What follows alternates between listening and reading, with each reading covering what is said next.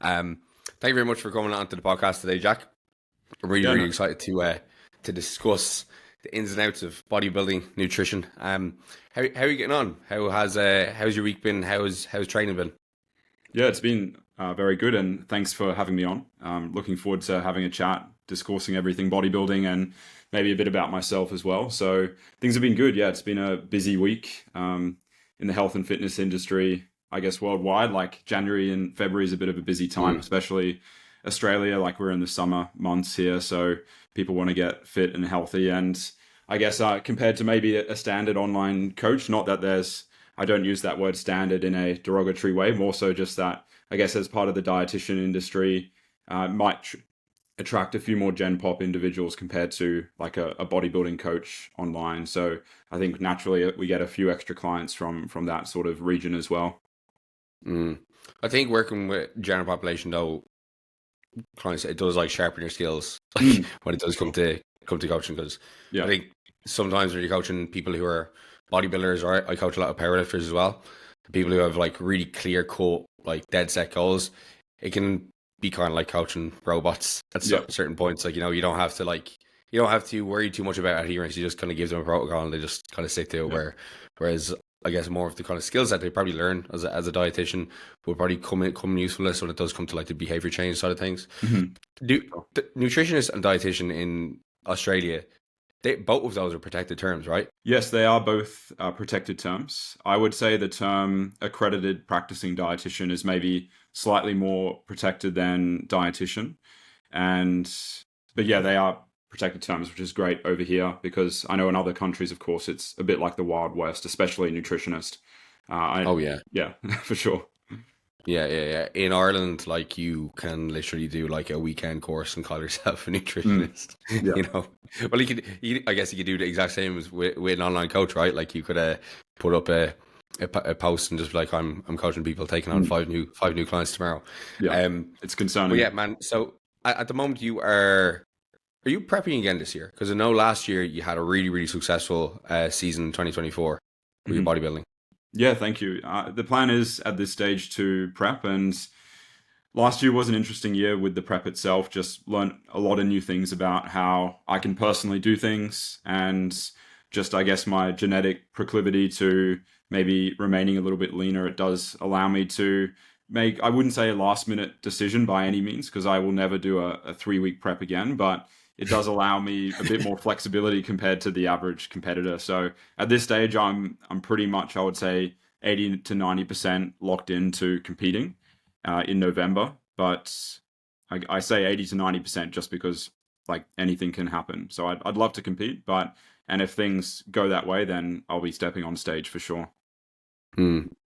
Yeah, I guess to maybe some of the people who are listening, competing back to back years in natural bodybuilding definitely is like probably unusual, or probably is something that a lot of people wouldn't decide to do. But I guess Mm. you've been bodybuilding for quite a long time. So do you want to give to people a background as to how you got into bodybuilding, how you even decided to start like just training for bodybuilding, and then how you started competing?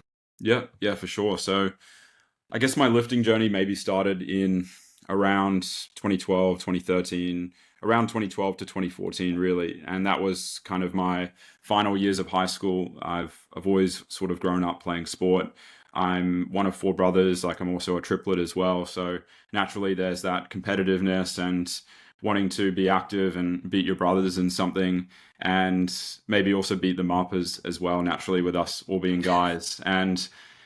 And therefore, like, yeah, I sort of transitioned from team sport. I mainly played soccer or football, and that transitioned into sort of athletic development, which transitioned into uh, bodybuilding, essentially. Like, naturally, at that stage of life, like, we all want to look good, and especially in Australia, there's the beach scene and Mm, wanting to look good on the beach. But I think also, like, a bit on a more personal side, like having grown up being a triplet, there was definitely also an aspect of me just wanting to be a bit different. Like when you're a triplet or an identical twin, you can often get labeled as, oh, he's the triplet, he's the twin, like, especially when people can't even tell you apart from your brother, which was the case and ironically still is the case for many people. I think that probably tied into wanting to get bigger and stronger and just stand out in that respect too.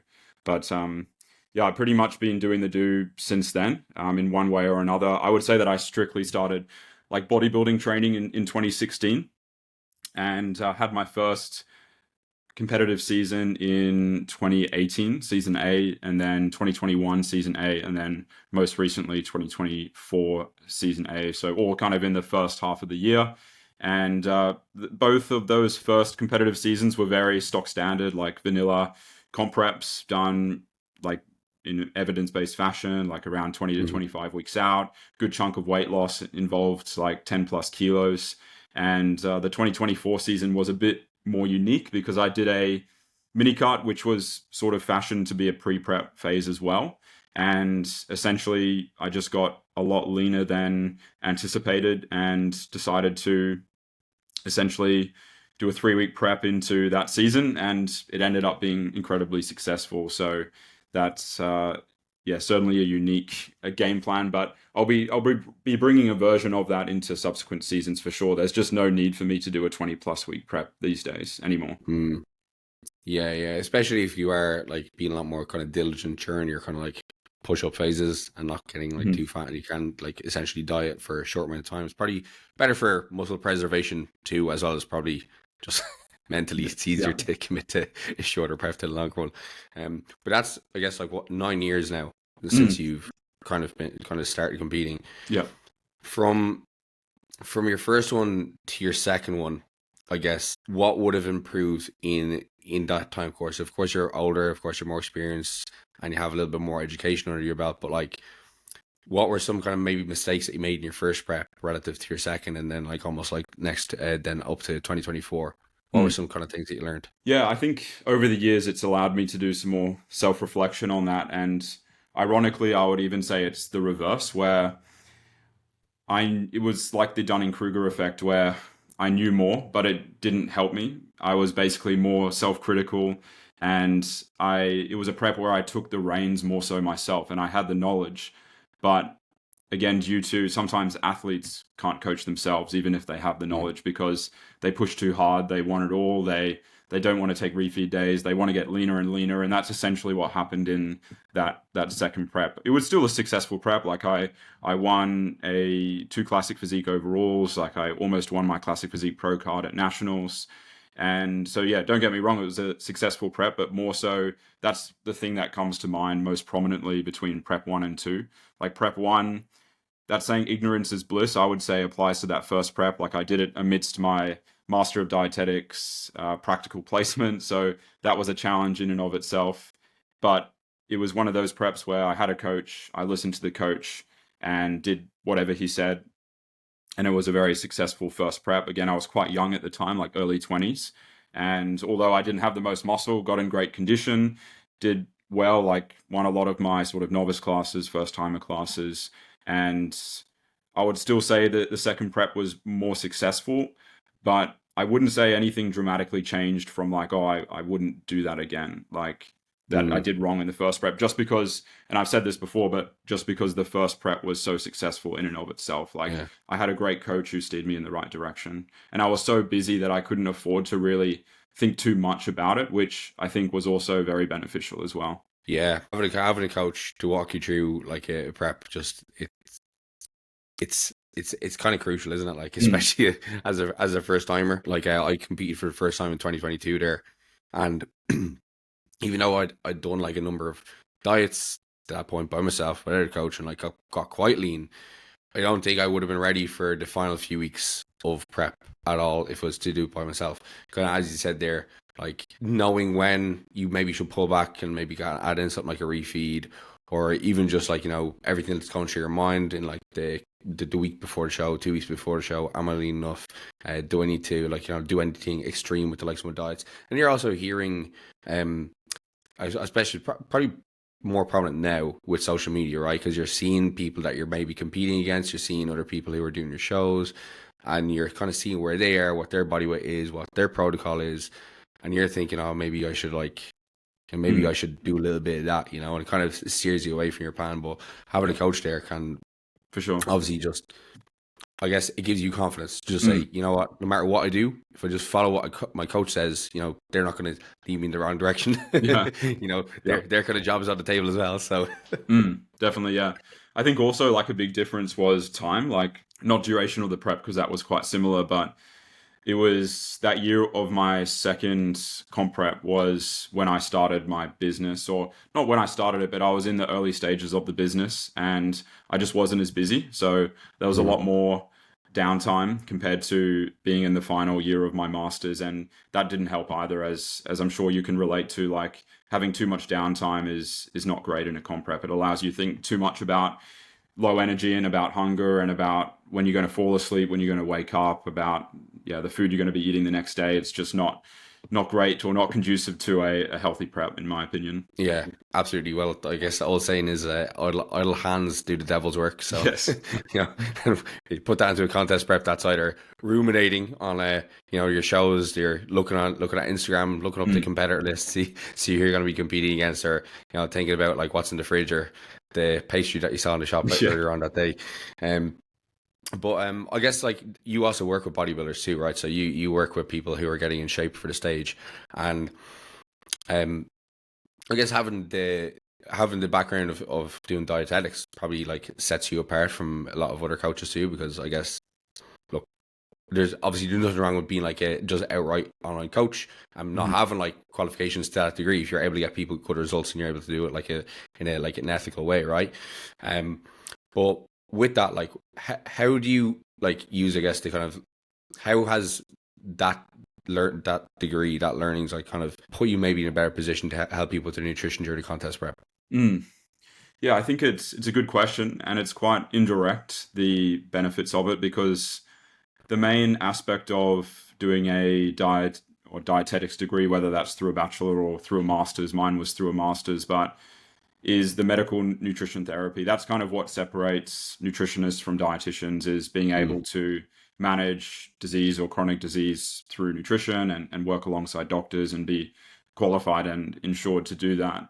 And so I guess if you apply that to bodybuilders, there's not too much crossover, as you can imagine. Like being able to manage someone who's had their gallbladder removed, or who's just had a portion of their small or large intestine taken out, or needs a nasogastric tube to eat or drink or whatever it may be. But you can also, of course, go and do your sports dietetics accreditation, which I never did, just because, again, of the uniqueness or novelty of bodybuilding in and of itself. There's not enough crossover there for me. So I did a lot of that education for bodybuilding externally. But getting back to the original question, I think where it helps the most is just the overarching knowledge that you need to have as part of your undergraduate and your master's. Also the skill set that you need to be able to do. I think anyone who's done like 2, 3, 4, 5 years at university, like it's challenging. Like you need to be able to study, you need to be able to hold yourself accountable to a certain academic standard to get into the master's. And I think that carries over nicely into working with clients, into doing continued education afterwards, and professionalism in general. Yeah, like I didn't do anything to do with nutrition in university, but I think some of the things that university definitely gave me was just a way of, I guess, like assessing information, like trying to kind of nudge you along in a way to develop critical thinking skills. And I think that's definitely something that really kind of stands over to you when you do start to when I started to learn about nutrition, because I started to, I guess, learn more about, I guess, what are the kind of overarching principles that we're kind of looking for, like when does like certain like methods apply in different contexts versus others. I guess that's like something you're gonna get with like when you are doing something like a dietetics degree. You're not going to be shown like, okay, like this is the best diet for this person, you know, or you're not always going to allow your personal experience kind of bleed over into how you're coaching somebody else. Because I think like the more people you coach, the more people you realize that like you can't just like say, hey, well, like, this is what I do and like this how it works for me. So like, you should just try this. Just it'd be super simple, especially on my part, because I don't have to do any thinking here. But whereas, it's understanding all of the things that can work and all the contexts in which they can apply, because then you're kind of giving options to people and kind of helping them to make their own kind of decisions in the direction towards their goal. I guess one thing I was gonna ask you, and I guess like kind of a direction we're gonna start to see in the conversation is, so with your like coaching clients for bodybuilding, I guess throughout the phases, and doesn't matter contest prep, off season, but what would be some kind of like pillars of nutrition, I guess, that you're getting them to focus on like year round? Yeah, I think, and this question is more so tailored towards bodybuilders. Yeah. Because Yep. I've done episodes of nutrition for Okay. everybody else. Yeah, Because that's people true. want to learn how to develop their physique. So Because yeah, they're fundamentally different answers. yeah. If depending, I mean, all phases of bodybuilding, I think, has monotony associated with it, in the sense that, I mean, many people have probably heard of that saying where you want to treat your off season like your prep, in the sense that every variable matters to some extent, but you want to be able to embrace the additional flexibility associated with the off season while still being able to get fantastic results. And I think that ultimately comes down to nailing, or first of all, recognizing what are the building blocks of nutrition, and like what actually matters the most, and what things can I afford to maybe let slip occasionally, or just not be as strict about. So I think one is energy balance, of course, like ensuring that someone in an off season is, or depending on what phase they're in, is adhering to the laws of thermodynamics in terms of what their overarching goal is. So in an off season, ideally spending as long a time in a surplus as possible, whilst being in an appropriate body fat range. And second to that would, of course, be protein intake, ensuring that they have optimal protein for muscle growth, which I usually kind of sit that in the range of anywhere from 2 to 2.5 grams per kilo of body weight.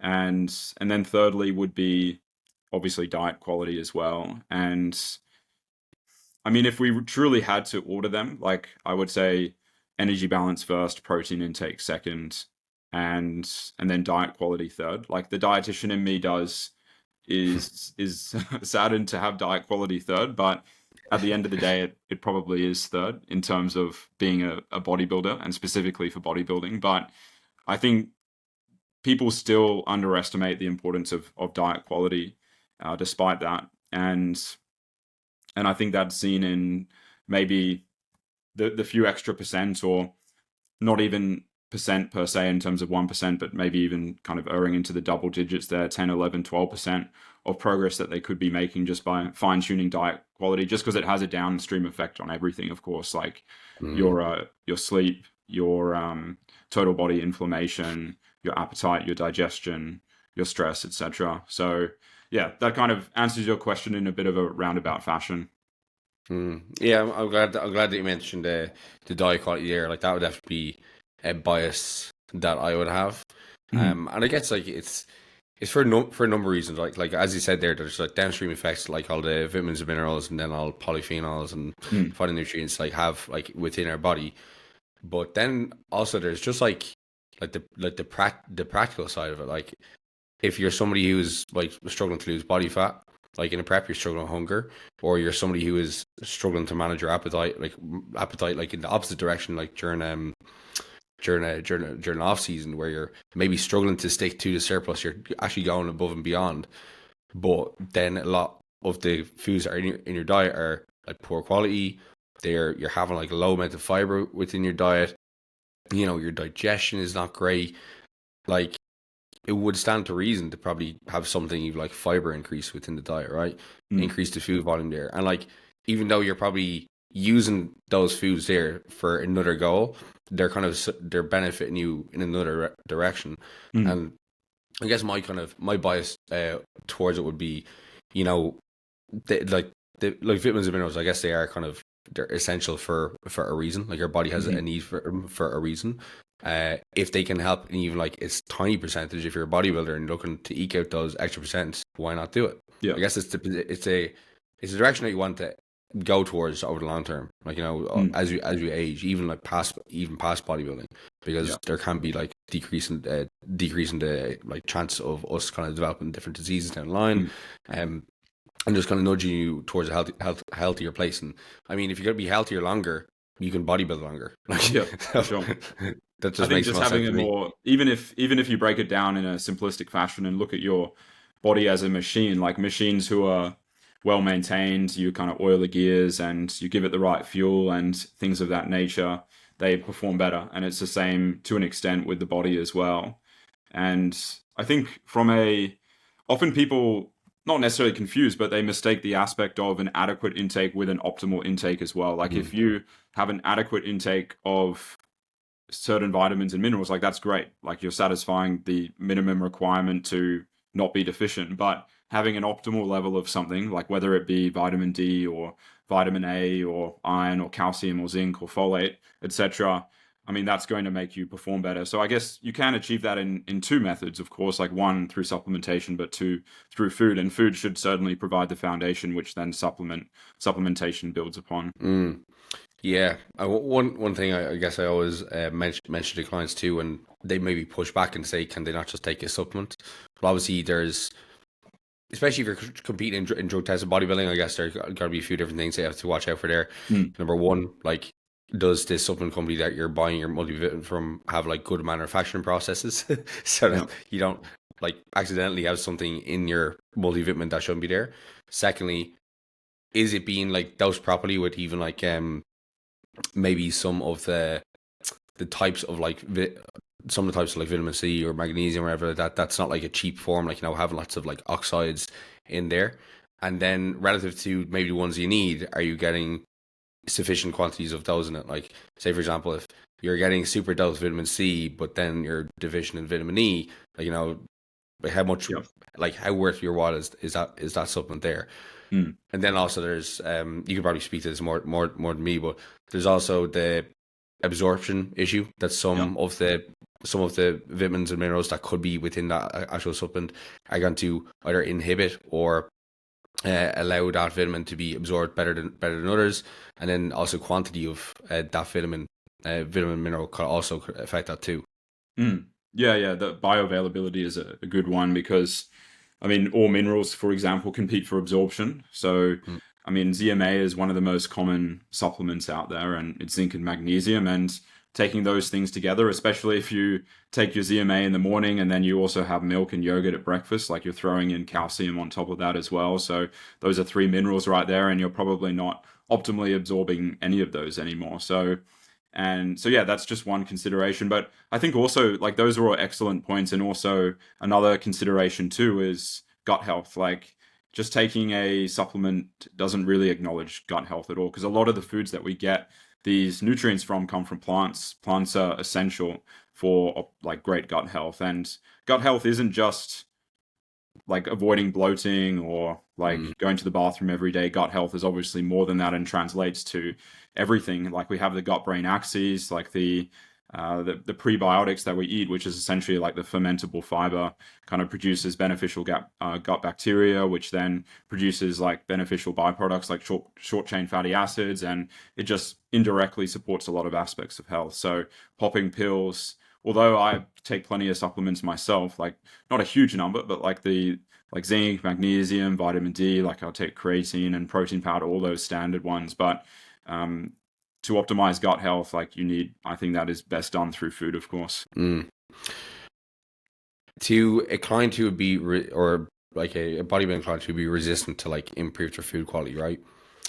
What would be some ways that I guess you'd be kind of coaxing them into it? Because I guess, like, you know, people who are listening to podcasts probably don't have an issue getting protein in or calories in, but I guess a lot more people are going to be resistant to improving diet quality. So what would Yeah. be some kind of easy ways that you're going to start to approach that conversation? Yeah, I think, and this comes back to motivational interviewing, which is like a key component of being any sort of professional who works with a client. Like, I think the most important question to ask is why. So, like, why do they struggle with having those foods? Like, whether it's taste related, whether it's or something to do with their palate, whether it's convenience or whether it's habit. And I think for a lot of people, it's not that they don't like plants or they don't like fruits or vegetables. It's more that it's out of habit, and Mm. even for myself, like I'm a pretty stubborn person, which some people would probably attest to. And in order for me to change a habit, and I guess that's the essence of bodybuilding is habit. And I need to kind of force myself to change a habit. And I think for a lot of bodybuilders, it probably would come down to that. But once you understand why, you can then obviously rectify the problem. And let's say the issue is palate related, like let's say they just don't like fruits or vegetables, then that just needs to be managed in whatever way you can. Maybe it just means eating carrots, like maybe they only like carrots, so you start off with carrots and then you broaden that to other things, because the palate is very dynamic. Like I've spoken about this on other podcasts as well, but even my own experience, like I just naturally don't eat sweet things very often. It's just because I'm very routinely with my own nutrition. But let's say if I do have something sweet, I'll have a piece of cheesecake or something. I'll then the next morning, like I'll have a discernible change in my palate. Like I'll drink my morning coffee, which is always black, and it will literally taste like dirt, whereas the day before it would have tasted like coffee. And so I think by incorporating some vegetables over time, like your palate will change. So I mean that's just one avenue, but another avenue, like if it was a true true-blooded bodybuilder, then I think just rationalizing with them around performance and optimization can be very helpful as well. Like if they want to win, if they want to be the best bodybuilder possible, then, and if fruits and vegetables are going to assist with that, then if we're talking about bodybuilders here rather than Gen Pop, then that's definitely a route that I'd go down. Yeah, absolutely. It's something I'll quite often like mention to my guys who are competing is, the guy who's up there like in the number one spot, like, you have to think about what he could potentially be doing that you're not doing. Like, do you want to get up there and feel like you've done all you can to like maximize your progress, or like, and like you could still get into the podium spot by not maximizing your progress, but you definitely increase your odds by actually doing the things that maybe you don't necessarily want to do, but the thing that like quote unquote champion will do. Yep, for sure. Yeah, I think resonating with that sort of mindset, I think does correspond to a lot of bodybuilders for sure. Because I think it often comes to people with training very easily. Like people are like, oh, I just got to get into the gym and do whatever it takes, which ironically, like sometimes that means actually doing less. But I find that it corresponds to nutrition in terms of food quality less. I think it corresponds to nutrition in terms of people being like, oh, I'll diet on 1,000 calories if it means I get first place. But then when you tell them to eat a specific way, they might be a little bit more resistant to that. So it's really just comes to breaking it down and seeing what works for the individual. Yeah, I think one thing that definitely helped me when I was getting into bodybuilding, with like kind of changing a habit, because probably up until I was maybe 21, I was very fussy with food. Like I would never, like I probably never really ate like a vegetable or fruit up until that point, Yeah. very unhealthy well, that was my upbringing. My parents definitely tried to get me to eat it, but I guess probably something that like changed for me was I was following like people that I looked up to who were in great shape, who like did bodybuilding. I was like, oh, our training doesn't look too dissimilar. Yeah. What are they doing on the diet front? And like, oh, lo and behold, they were like eating a better quality of diet than I was. Like I was probably eating far too much like hyper processed food, and as a result, I was struggling to like get in shape or stay in shape. And once I started making those changes personally, like it did kind of change a lot. And I guess that's kind of like where like my bias for kind of nudging people in that direction is coming from, because I've seen the direct benefits that's caused for me from being in a place where you're kind of struggling a little bit to achieve the goal that you want, and then when you make this like decision that's maybe not something that's a little bit uncomfortable, and as you said, it can come from a taste place, it can come from a convenience place, but one thing I push back on, like when it comes to the taste, with the taste aspect, is like, have you tried every single fruit and vegetable? Have you tried them in every different cooking method, like every different cooking style? There's plenty of different ways that you can go around it. Like one of my favorites of mine is like just sneaking them into things, like sneak them into stir fries, sneak them into like a burrito bowl or stuff like that. Stuff that there's so many different kind of components of that meal, so many different ingredients that you can dice them up finely and just like have them like just mesh into the meal without even really noticing. All you notice is like, oh, it tastes a little bit more flavorful today. Because definitely as you get into a prep, you kind of realize the importance of like not maximizing the food volume, but having a higher food volume than just having your chicken and rice, because like yeah, as you get towards the hungrier stages there, like that meal there is kind of like those Yeah. tiny little meals there are gonna be the reason why you're just finding it to be an absolute drag. Yeah. Well, I often say as well that hunger is the best seasoning, so Yeah. that's often a good opportunity to trial some different foods as well. Like is in the early stages of a deficit, once you start getting that kind of itch between meals of okay, hunger's starting to rear its head, like often people will be a bit more open to trialing different foods because I mean, as you would probably know by the end of prep, like, and I don't want to analogize this to the end of prep because that's not everyone goes through that, but like at the end of prep, you'd eat cardboard or you'd eat you'd eat anything if it meant that you Yeah. could kind of try and satiate yourself. Yeah, yeah, yeah. I don't know. I don't know if you've ever done this, but like there'd be meals that you'd have like towards the end of prep, and you're like this is like the nicest thing ever, and then you're like, huh, I wouldn't mind trying that like again, and it's a couple months after prep, you have it, you're like, how the fuck was I eating Yeah, this? yeah. No, Things I like can definitely think back on that for sure. Yeah, like one that stands out so. to me is like the cognac noodles.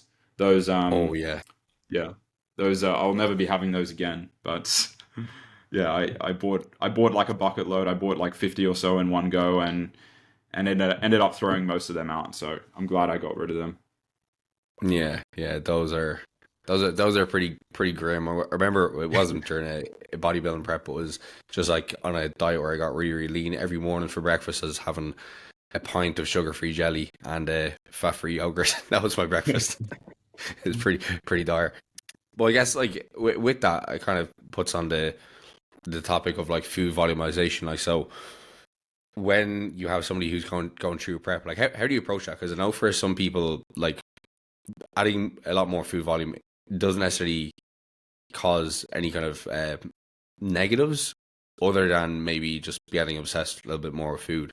So like what are some things that you'll kind of use with people towards the end of prep when they're kind of either struggling with like the kind of food volumization aspect, like overdoing sweeteners and that kind of stuff? Yep.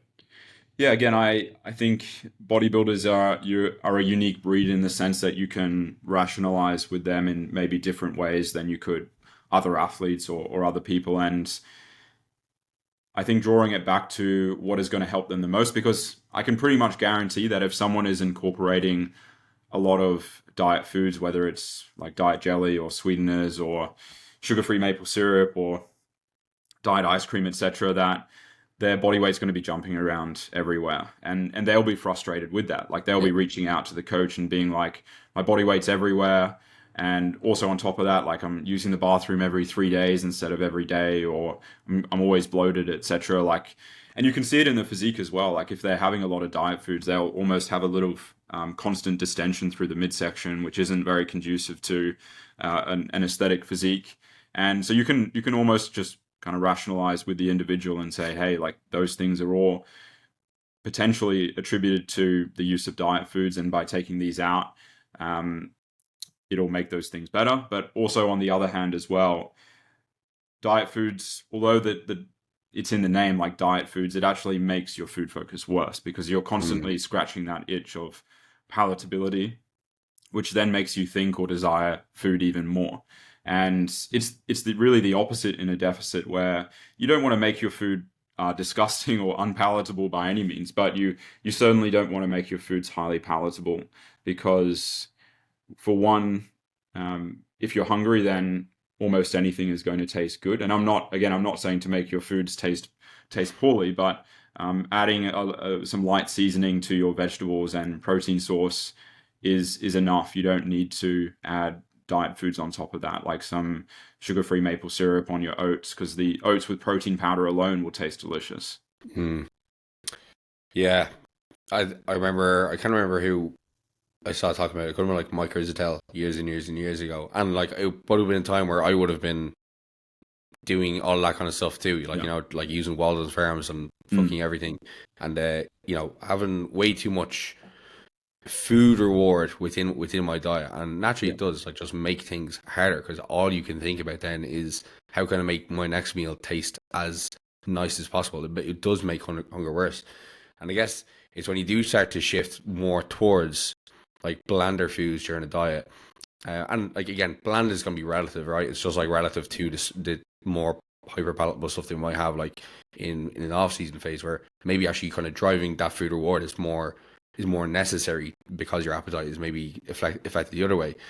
But as you said, if you have like potatoes with some salt in it during the prep, she was like, "Geez, these are the nicest things I've ever had." You know, Sure. like it doesn't take a huge amount to satisfy yourself when you're truly hungry. Yeah, I kind of touched on a point that you mentioned already, like that experimentation during the prep when you are hungry is a great time to kind of add some different things to your diet that you may be avoiding, because again, playing into things like energy density of food, so like the amount of calories that something has per 100 grams, like fruits and vegetables, very low on that side of things. And again, even thinking about it from the point of, or from the view of, you have less resources as you go through your prep, like you have less calories overall. So wouldn't you want the calories that you're taking in to be packed with stuff that you could be missing out on as a result of the deficit, right? So if you are adding in the fruits and vegetables into the diet, it's, number one, making it easier for you to stick to the diet because you're eating more food overall for less calories. But then as well, you're keeping those vitamin and minerals quite high too, which are going to have a beneficial effect for recovery from training, performance in the gym, sleep, all these things which can take a toll as the deficit creeps in. Yeah, for sure. No, I think that's a good point, because often people don't think of the drop in calories basically meaning that you have a reduced window of opportunity to get in your nutrition. Because if you're usually eating 3,000 in an off season, then now you're eating 1,800 in a prep, like there's so much less opportunity there to get in all your micronutrients. So if we're going the opposite way now, right? So we're going up into, I guess, off season settings. So I guess we can maybe kind of jump past like the recovery stage of a prep. So once you get past like the recovery stage and you're kind of getting somebody into, I guess, free ocean swimming, the likes of their off season, how are you going to look at planning that out? Like, would you kind of set people like certain phase lengths? Will you try to adhere strictly to a rate of gain, or what would your kind of general kind of approach be with that? Yeah, it's a good question. I think, again, dependent on the individual, like some people, for example, will be very happy just to do the do for a very extended amount of time and not get burnt out by it. And often that will come from like a true love of the monotony of the off season, like training day to day, having a predictable schedule, etc. Not to say that other people, of course, don't love the day to day, but there's an endpoint to it per se. So for those individuals, I will probably break things up into more phases. So okay, this is how long your initial bulking period will last for. Like then we'll mini cut, and then we'll basically repeat that process again. But also adding in other metrics to make the off season more exciting as well. So obviously, training is arguably the most important aspect of the off season, and therefore I'll kind of set performance metrics for training, and I'll make it a bit more excitable in that aspect.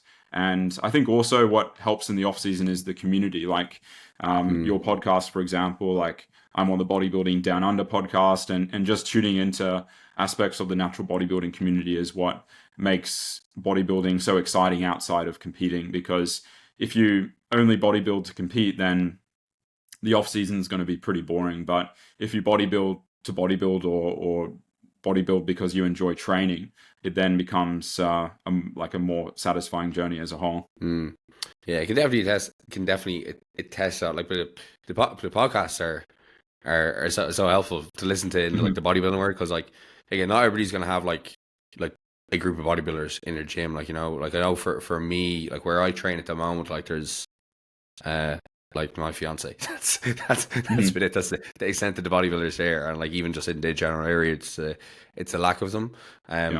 Whereas like, you know, you tune into again like BDU podcast, like got a few ads podcasts, even though like, you know, they're not opposite end of the spectrum.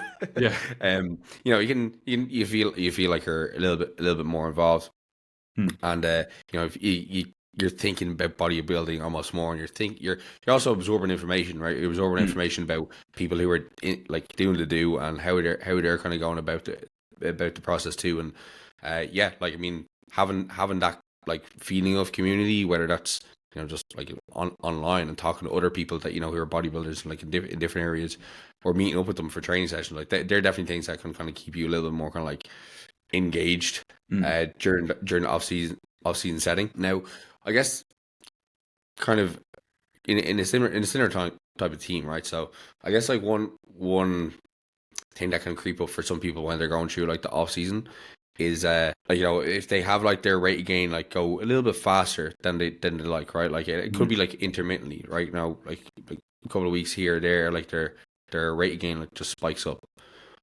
At what point do you kind of like maybe adjust that, like the maybe calorie intake to kind of level off the rate of gain? Is there any kind of things you're kind of getting that person to think about, or like at what point would we even consider like doing something like a mini cut, or like just kind of cleaning things up? Yeah. Yeah, I mean, I think mini cuts certainly have like a key role in the off season, and depends on the length of the off season. I guess the longer the off season, of course, the more mini cuts there should be.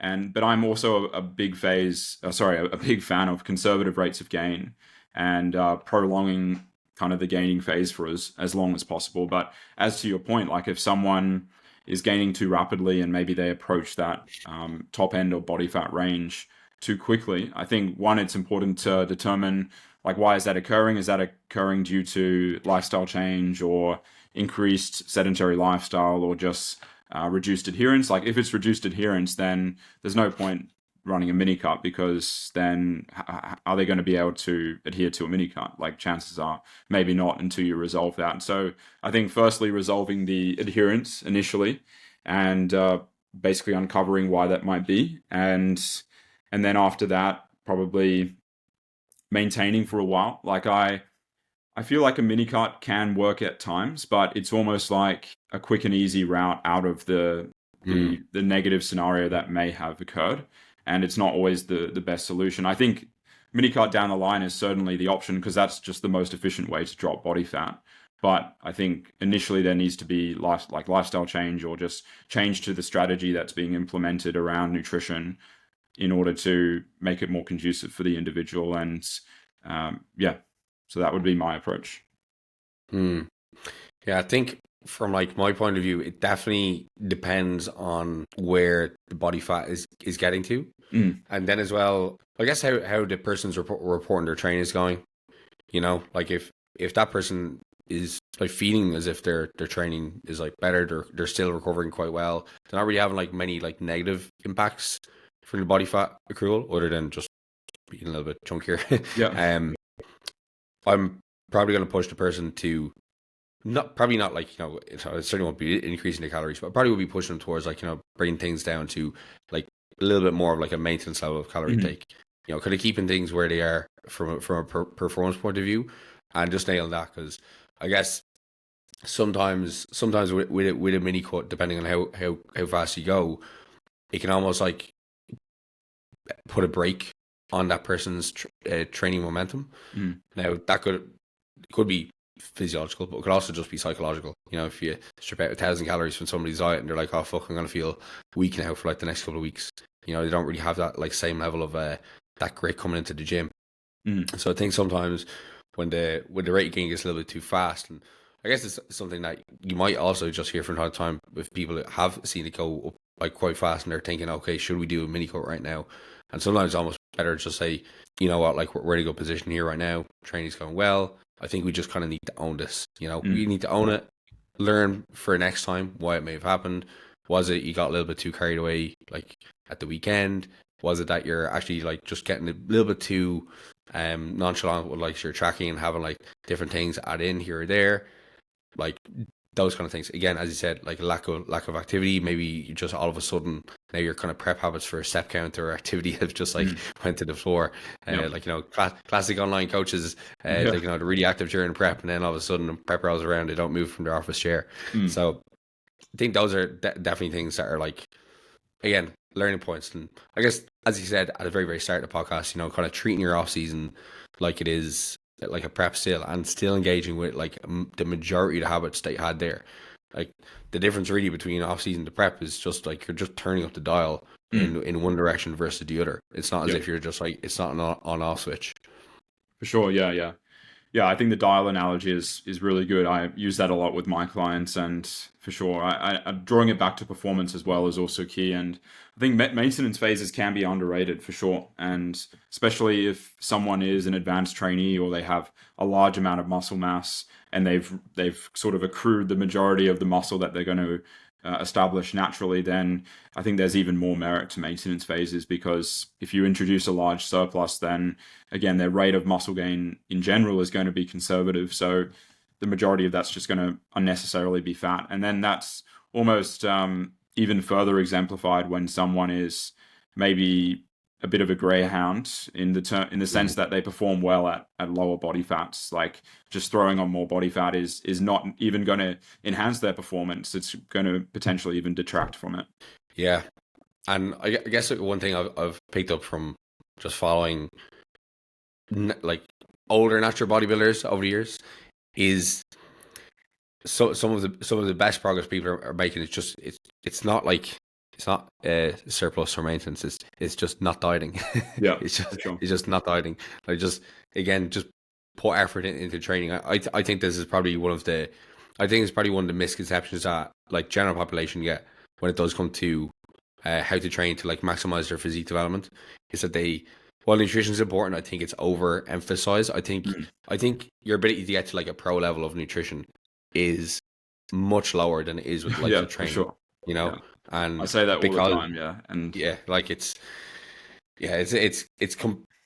not overrated. It's just, there's a certain level you get to and you're good. You don't need to make any mm, changes.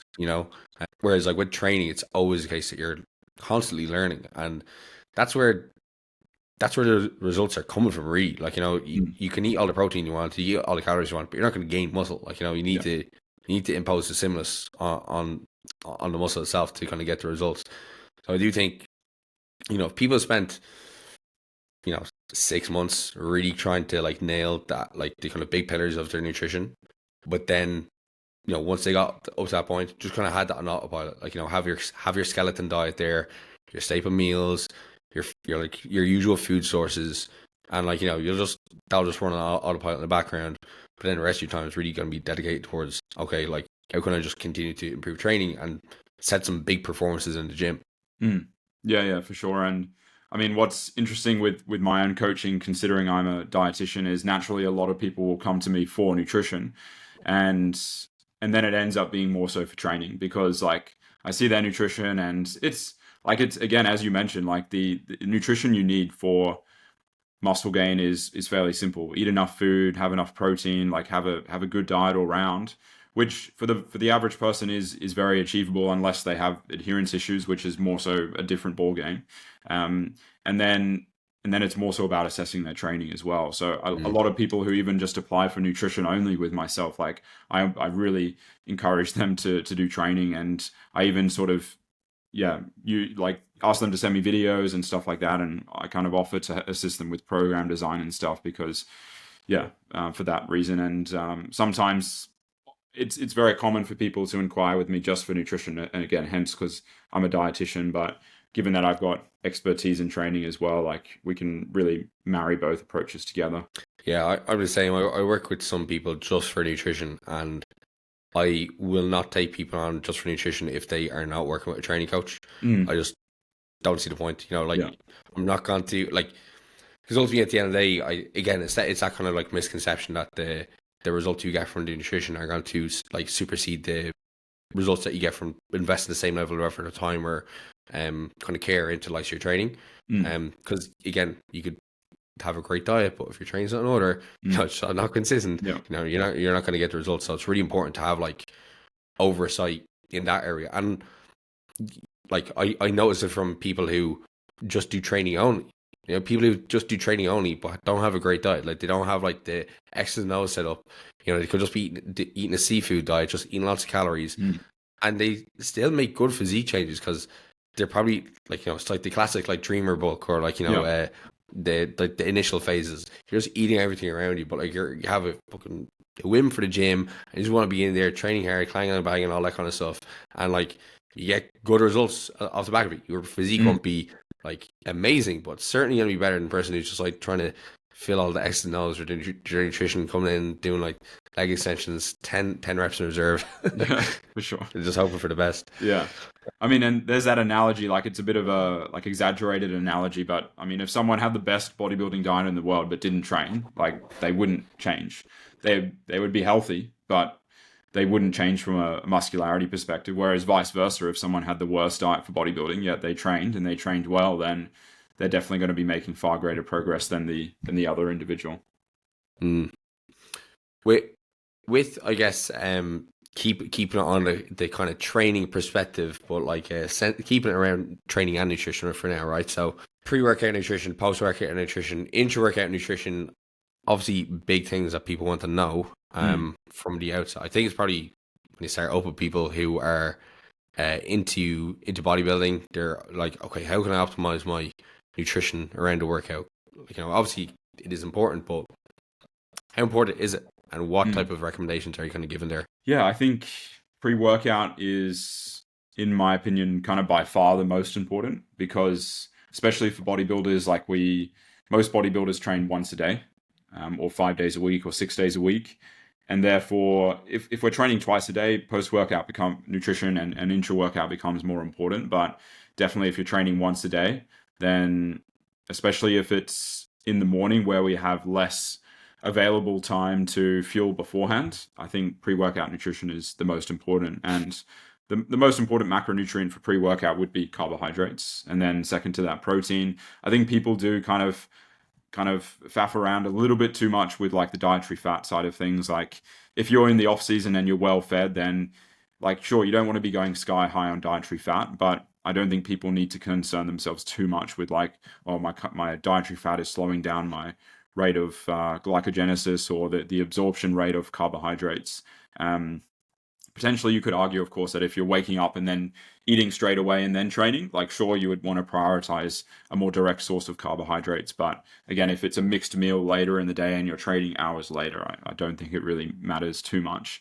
But again, it's quite dependent on the phase that you're in. Like if you're in a hypocaloric environment, like so in a calorie deficit, then I think pre-workout nutrition, like it's, as you mentioned, it's the dial is turned up on everything. Like everything is a higher stakes game in a hypocaloric environment, and those kind of pre, intra, and post workout becomes even more important. So yeah, so I think intra workout is good too, especially if you're training for a decent amount of time and it's an intense workout. So like if you're training for an hour and a half to 2 hours or more, then I think intra workout is good, both from a placebo perspective of basically placeboing yourself into having more energy, but also just from the standpoint of topping up your blood glucose stores as well, and potentially leading to some performance benefits directly and indirectly from the carbohydrates.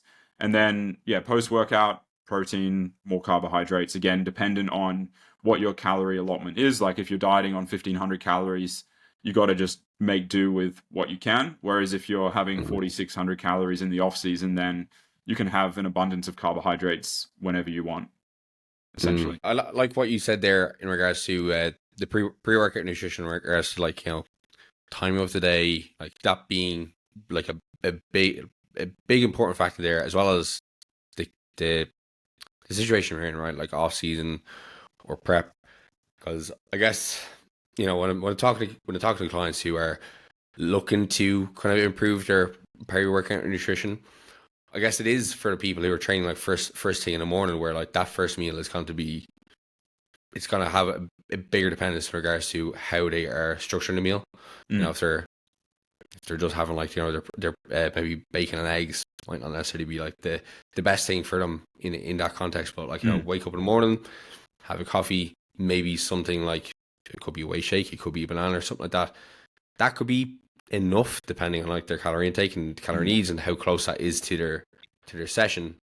And then maybe even like the night before having like a carbohydrate rich meal. But then, as you said, like as you get later on into the day, the meal you have, maybe the meal that you have directly before is maybe not as important because of the kind of mixed meals that you've had like earlier on throughout the day. I'll generally tell clients that, like, if they're training evening time or afternoon, it's like more so like the meals they're having like in the earlier portion of the day, they're probably going to give them like the biggest whack relative in that training session, especially if you're in your off season.